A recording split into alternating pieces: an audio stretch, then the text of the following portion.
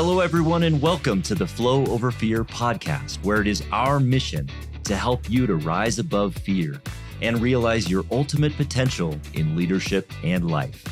I'm your host, Adam Hill, and it is my goal to share with you the human side of high performance.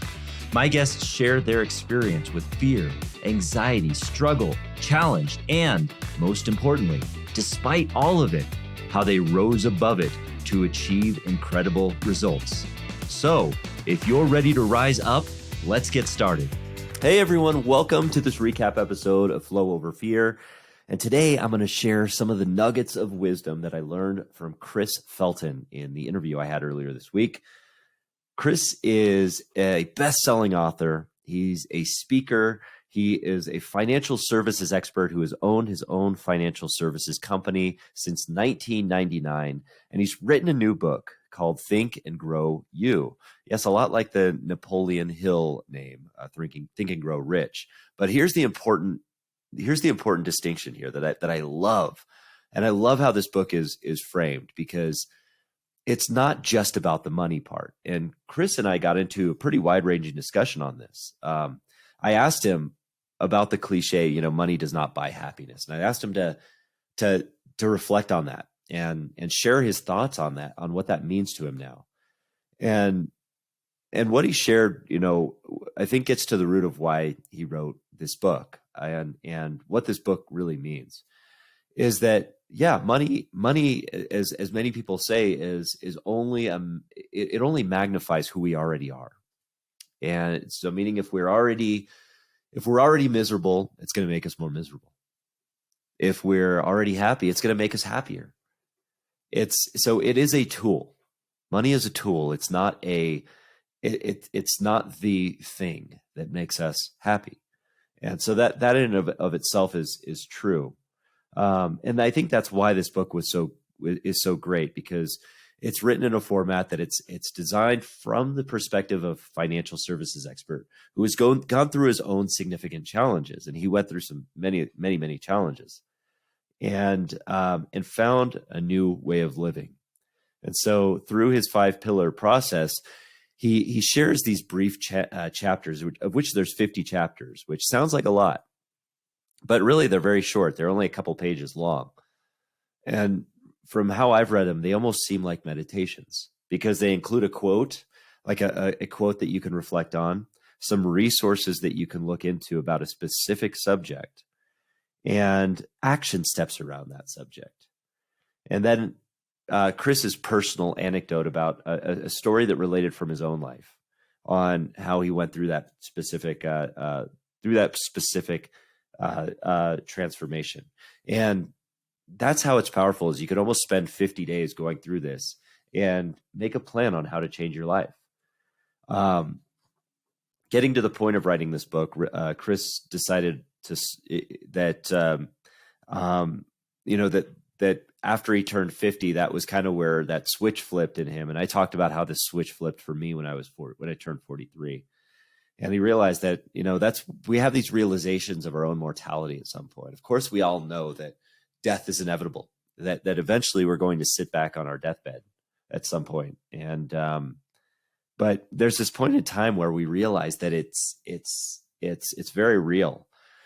And for Chris, it happened at 50, and that's kind of where he learned that, and this is also part of one of his chapters that's called, You're Too Young to Be Old. And he talks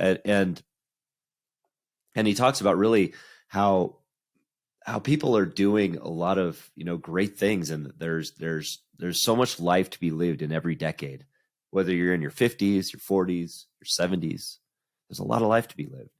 And there's a lot we can learn from that. And Chris has a lot of wisdom that has been shaped throughout his life experience, because during the last financial crisis, during the 2008 financial crisis, when many people were losing their livelihoods, losing their jobs, and realizing financial disaster, of course, there was a lot of fear in those times. And Chris was one of them. He found himself in a situation where he was paying alimony to his ex-wife to the tune of $5,200 a month. He was in hundreds of thousands of dollars of debt. And while he was married to his new wife, he was struggling to make an alimony payment for the following month and had to ask his new wife if he could use her money, her savings, to pay his ex-wife. A very, very difficult situation, obviously. And it led to a massive fight between he and his wife that led to a big decision point. And while Chris sat downstairs kind of pondering where he was going to go and what his next steps were, his wife was upstairs, and something miraculous happened at that point. His wife, instead of focusing on should she leave, should she stay with him, she started focusing on the good qualities of Chris. She started focusing on the good qualities that Chris had, and made the decision that they weren't going to live like that anymore, that they were going to change their life and focus on how to get out of this funk. And at that time, Chris resolved to never be a victim again. And he realized that victimhood is really this idea that we're feeling like we're stuck in this circumstance. And that's really where he was. He just felt stuck. And a lot of us feel that way too, don't we? A lot of us, when we're feeling in fear, especially within finances or within our world of finance or things like that, we just feel stuck. And I can relate.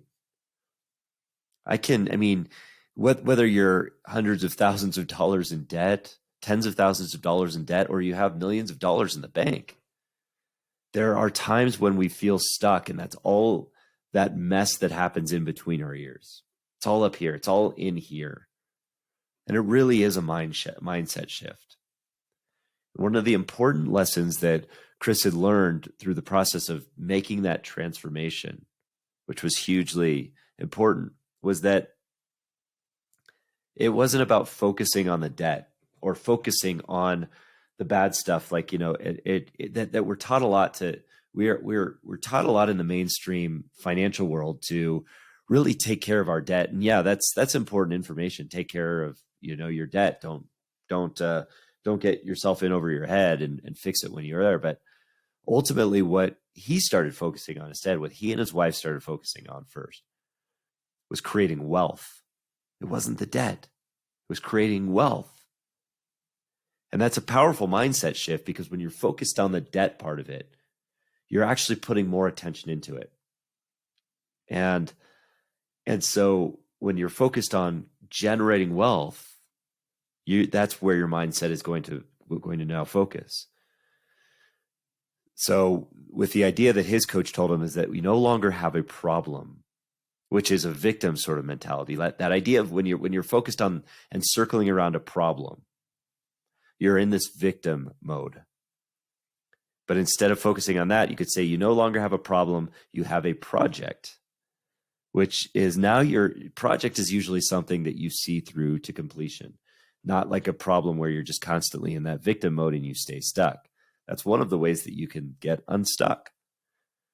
And this change in his paradigm, in his belief system, and in the way that he thought, led him to start journaling and talk about what his relationship with money really was at that time, what his relationship with himself was at that time. And it forced him to change his language and his story around money and how to generate wealth, which led to the idea of creating wealth rather than focusing on debt. And he and his wife set a couple's goal to put $100,000 in the bank, which to him at the time, being hundreds of thousands of dollars in debt and going through these financial challenges, seemed like a Herculean effort. Looked like he was looking at Mount Everest. But like any goal we should follow, the way that they got to that $100,000 goal was not by taking a Herculean leap. It was by chunking it down into the very next small step that would get them there. And this is a powerful, powerful concept that everybody needs to hear, whether your goal is to put $100,000 in the bank or to achieve anything that you want to set your mind to. Anything, and I mean anything. It's to take that big goal and work yourself backwards to where you're at right now. Meet yourself where you're at. Then once you meet yourself where you're at, take that next small step. It doesn't have to be a huge leap, just 5% beyond your comfort zone to push to that very next step, which will lead you closer and closer to your goal. And before you know it, you'll be crossing your once thought impossible finish line. And you'll be moving closer to the next dream and the next dream. That's how Chris and his wife did it. Typically what keeps us into that victim mindset, according to Chris, was that we tend to keep focusing on the fact that this shouldn't be happening, or, this situation shouldn't be happening to us, or why is this happening, and asking the wrong kinds of questions. And one of the things he learned from his coaching, from his mentors, is that, we don't need to love the situation, but we shouldn't hate it anymore either. We should just accept it. And acceptance is another key to growth. And when we're living in that world, typically, especially the world of staying in that place where we're in, that tends to be that our ego is in control. And this was a powerful point which Chris was making, which is that when our ego is in control, our ego's goal is to keep us where we're at right now, because it's the comfort we know, or it's the discomfort we know, but it's the present, and it's not as uncomfortable as where we are. It's not as uncertain as the unknowns that we may be going into. So our ego wants to keep us where we're at now, and our ego wants to blame everything else for our position. It wants to make it seem impossible to get out of it, but it's not. We have an opportunity to step out into discomfort. When our ego is trying to take control, that is an opportunity for us to step out of that, step into humility, and actually step beyond our comfort zone to grow. Discomfort, as Chris put it, is a decision point. Discomfort is a decision point.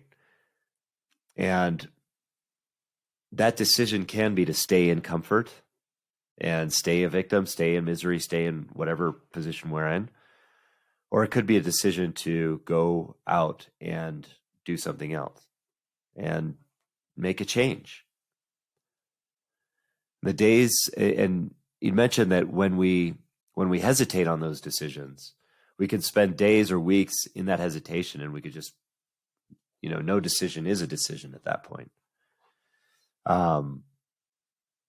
So this was a very, very powerful interview, and a couple of the key takeaways that I'll leave you with here from this interview. And I really recommend that you listen to it.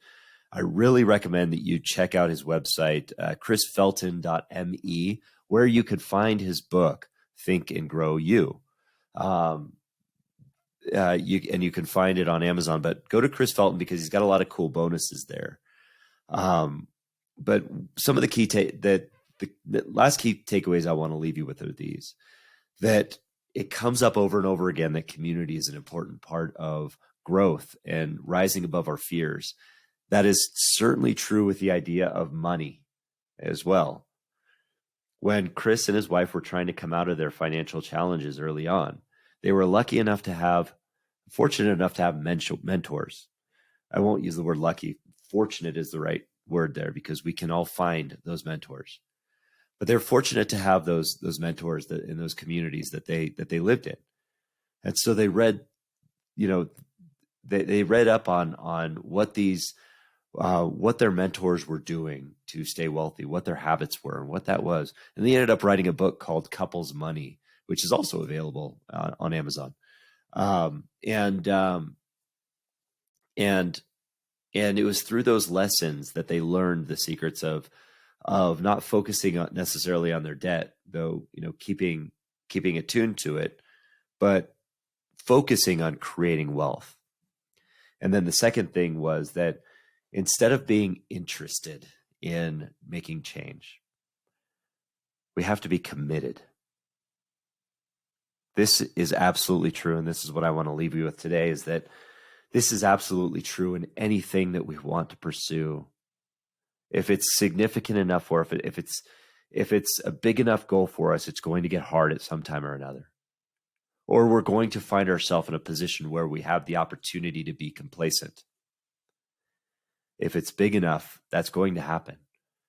And if we're only interested in achieving it, then we won't move past that.